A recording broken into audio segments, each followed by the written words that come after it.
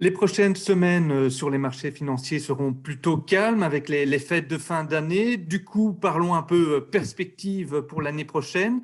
Est-ce que la tendance positive qu'on a connue ces dernières semaines va se poursuivre durant le début de l'année 2021? Nous pensons que oui. Euh, le contexte actuel, il est essentiellement dirigé par les banques centrales qui ont des mesures incitatives très fortes, qui inondent vraiment les marchés de liquidités. Elles l'ont annoncé les derniers jours, elles vont maintenir ces programmes le temps qu'il faudra et donc certainement encore en 2021. À partir de là, c'est un contexte qui est tout à fait favorable au marché financier. Beaucoup de liquidités, des achats d'actifs qui soutiennent les cours et puis le tout, ne l'oublions quand même pas, dans un contexte économique de reprise avec le retour de la croissance économique. Et donc, à partir de là, un contexte global qui est tout à fait favorable aux actions. Et c'est aussi le positionnement qu'on a dans nos portefeuilles pour 2021. Est-ce que vous avez des zones géographiques ou des secteurs que vous voulez plus privilégier pour l'année 2021? Tout à fait. L'un et l'autre, c'est deux points qui sont particulièrement importants. Parce que si en 2020, on a d'abord eu au mois de mars-avril un vrai rebond, où là, on a de manière générale l'ensemble des actifs qui montent et de manière parfois extrême, ici, le contexte est différent. On a un accompagnement du retour de la croissance économique. Et donc, à partir de là, le rôle du gestionnaire actif, va être plus important. Alors, au niveau géographique, puisque c'est votre première question, effectivement, le moteur économique mondial, à l'heure actuelle, que personne ne remet ça en doute, c'est la Chine. Elle montre des statistiques économiques qui sont très bonnes, des niveaux de croissance qui sont là. Et donc, dans nos portefeuilles, on a tendance à se repositionner en faveur des pays émergents, puisque c'est dans ce grand bloc que la Chine est englobée, et à faire la part belle aux pays émergents.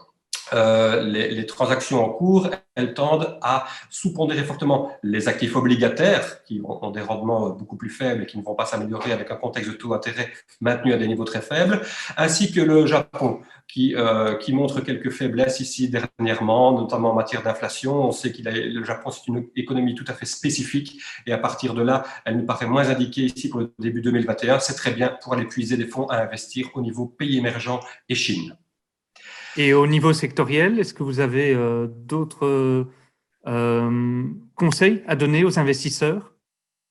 Oui, au niveau sectoriel, de plus en plus, on est très attentif à cette fameuse rotation de style où on va passer des actifs de croissance vers les actifs de rentabilité, les actifs value. C'est ce qu'on a connu en novembre avec l'arrivée des vaccins.